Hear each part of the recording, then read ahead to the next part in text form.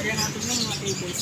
Dito tayo sa Caloocan, Trupa. Ito yung nag-trending sa actually sa Reels tsaka sa TikTok. Yung nagtitinda ng siomai na merong mga video games o retro games. So ito siya.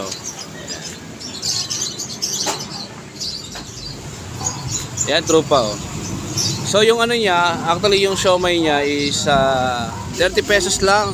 Pork, beef, chicken. Yung Japanese siomai lang niya is nadagdagan ng 5 pesos. So 35 pesos. Java rice, yung niya, yung mismong kanin niya 10 pesos at yung gulaman niya. So ito. Tingnan natin. Yan. Eh yung kanin. Yan. Tapos ang maganda dito, Trupa, kapag gusto mong tag dito, maglaro o kaya makipagpusta sa siomai. So maghuhulog ka lang ng magkano hinuhulog dito, Sir Ringo? Piso lang. So 1 pesos lang siya. Pwede kayong makipagpustahan sa sa kinain nyo. Kung sino yung pwedeng magano. Saka maganda dito is retro game siya. So nagbabalik yung mga batang 90s, Trupa.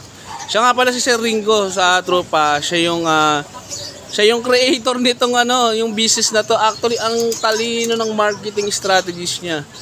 In fairness, first time to first time talaga to in sa mga ganitong business na meron kang makikitang kainan, tapos merong video games na retro games, tapos street vending pa nasa labas.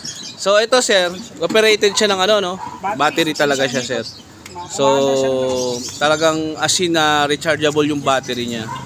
So siya nga pala si Sir Ringo. Sir Ringo, so kailan to nag-umpisa at paano mo nabuo tong concept nito? Actually bilib ako sa iyo kasi kakaiba yung ginawa mong marketing talaga. So kailan siya nag-umpisa, sir? Nag-start kami nung July, tama ba July? July 25 po kami nag-start magtinda. Pero yung concept na to parang roughly around 1 year na nung naisip namin ni Mrs. Actually parang milk tea nga dapat kasi yun ang kasikatan. Mahilig ako kumain ng siomai. Favorite ko talaga maanghang.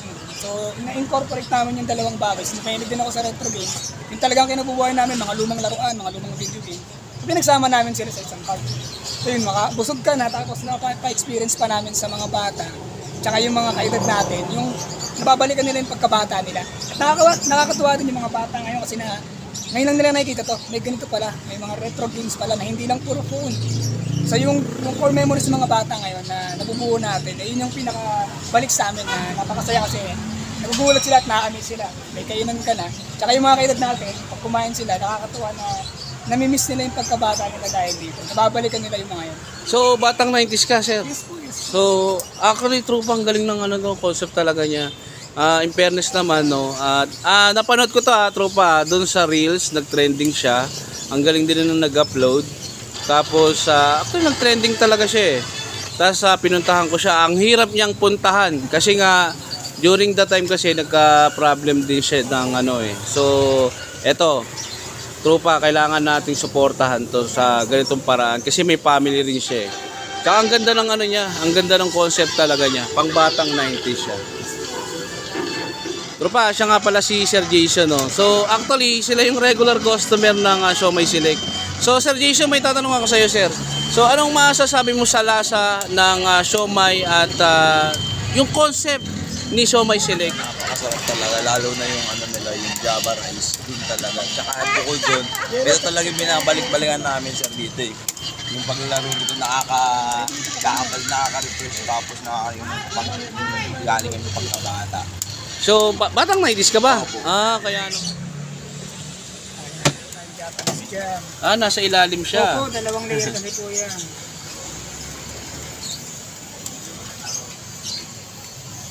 Ang Japanese natin. So, yan, Trupa. Tsaka isa akong gulaman. Ito yung niya, siomai niya. Meron tayong pork, chicken. Tapos meron din dito. What's mama? Yan. Japanese tsaka beef. Yung pinaka beef Ito, tsaka beef niya. So, yan. Try nating tikman to, Trupa. Yung mismo. Sili namin, maanghang to. Ito, to?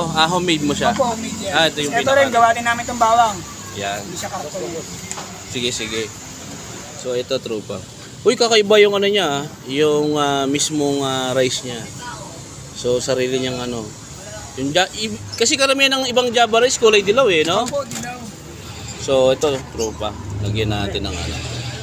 Kaya mo na kayo. Oo, yun.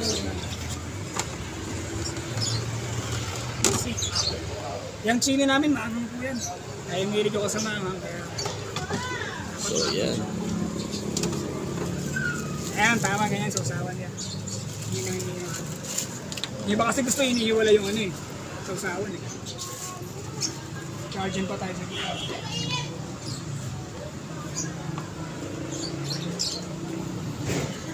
Yan, separate natin yung sausawan.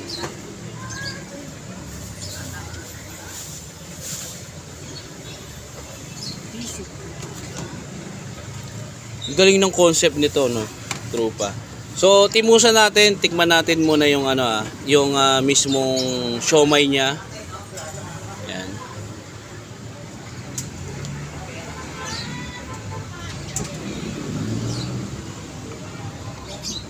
So, yan kakay.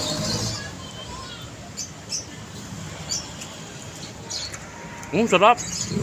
Ang sarap nung ano niya, yung Java rice niya. Hindi siya katulad ng ibang Java rice na ang tawag dito. Kulay lang. May kulay. Ito may lasa, as in may lasa talaga siya. Sarap.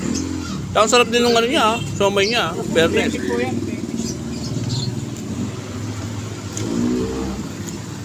Yung siomai niya authentic. Ang sarap nung ano niya. Oh. So Sir Ringo, please invite naman yung mga viewers natin na kumain. Actually, tropa, hindi mo rin siya makikita sa isang lugar eh. Paikot-ikot sila dito eh. So suportahan natin yung mga ganitong concept. Tsaka in fairness marami siyang upside down sa sa buhay. Tapos nakuwento niya rin sa akin. So hindi ko na inano, tropa. Medyo maluluha-luha ka rin eh. At ginawa niya to para sa family niya. So, during the time nang meron siyang struggle sa buhay, so, pumasok yung ganitong concept. Actually, sana talaga mag-success talaga. So, sa mga ano natin is, supportahan natin yung mga ganitong business. So, Sir Ringo, pwede mong invite yung mga viewers natin na kumain dito sa Siomai Select. At kung i-message ka sa page mo, ano mo sila tag dito? Ano natin. Sige. So yun sir, mga madam sir, magandang umaga. Bisitahin niyo po kami dito sa South Caloocan. Paikot-ikot po yung Siomai cart namin. Open kami from 10 AM hanggang supplies last, pero madalas mga 7 PM bukas po kami. Mag-update din kami sa social media namin sa Facebook at sa TikTok kung saan kami nakapwesto. Salamat po. Maraming salamat. Tsaka tropa, located pala sila dito. Dito sa may 10th Avenue. Ito. 191 Nadurata Street, 10th Avenue, West Grace Park, Caloocan. Problema kasi dito, tropa, yung mismong numbering nung ng bahay nila, iba-iba. Tsaka mahaba yung Nadurata. Hanggang yan 2nd Avenue, 'di ba? Yung Nadurata. May Nadurata rin. So, yan, hanggang sa muli mga katropa.